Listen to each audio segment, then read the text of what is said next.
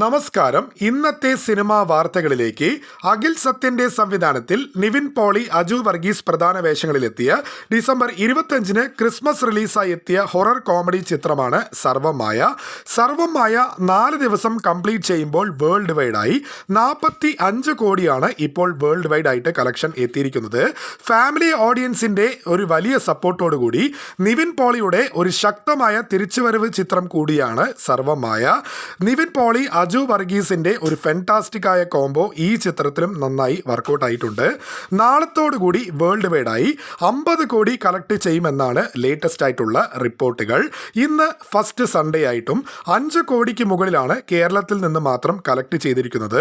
നാളെ ഇപ്പോൾ തന്നെ പ്രീ ബുക്കിംഗിൽ 1 കോടിക്ക് മുകളിൽ നേടിക്കഴിഞ്ഞു. പാച്ചവും അത്ഭുത വിളക്കും എന്ന ചിത്രത്തിന് ശേഷം അഖിൽ സത്യൻ സംവിധാനം ചെയ്ത ചിത്രം തിയേറ്ററുകളിൽ മികച്ച പ്രതികരണമാണ് ഇപ്പോൾ നേടിക്കൊണ്ടിരിക്കുന്നത്. ക്രിസ്മസ് റിലീസായി ഡിസംബർ 25-ന് തിയേറ്ററുകളിൽ എത്തിയ നിവിൻ പോളി ചിത്രം കൂടിയായിരുന്നു ഹൊറർ കോമഡി ചിത്രമായ സർവമായ. മികച്ച ഓപ്പണിംഗ് കളക്ഷൻ ആയിരുന്നു ചിത്രം സ്വന്തമാക്കിയിരുന്നത്. കേരളത്തിൽ നിന്ന് 2 ദിവസം കൊണ്ട് 8.5 കോടിയാണ് ചിത്രം നേടിയത്. ഗൾഫിൽ നിന്ന് മാത്രം 7 കോടിക്ക് മുകളിൽ ചിത്രം സ്വന്തമാക്കിയിട്ടുണ്ട്. ആദ്യ ദിനം കേരളത്തിൽ നിന്ന് 3.5 കോടി രൂപയാണ് സർവമായ സ്വന്തമാക്കിയത്. നാളത്തോടുകൂടി സർവമായ 50 കോടി ക്ലബിൽ എത്തുമെന്നാണ് ഇപ്പോൾ കൺഫേം ആയിരിക്കുന്നത്. ഇന്ന് ഞായറാഴ്ച ഫാമിലി ഓഡിയൻസിന്റെ സപ്പോർട്ടോടുകൂടി 5 കോടിക്ക് മുകളിലാണ് സർവമായ കളക്ട് ചെയ്തിരിക്കുന്നത്.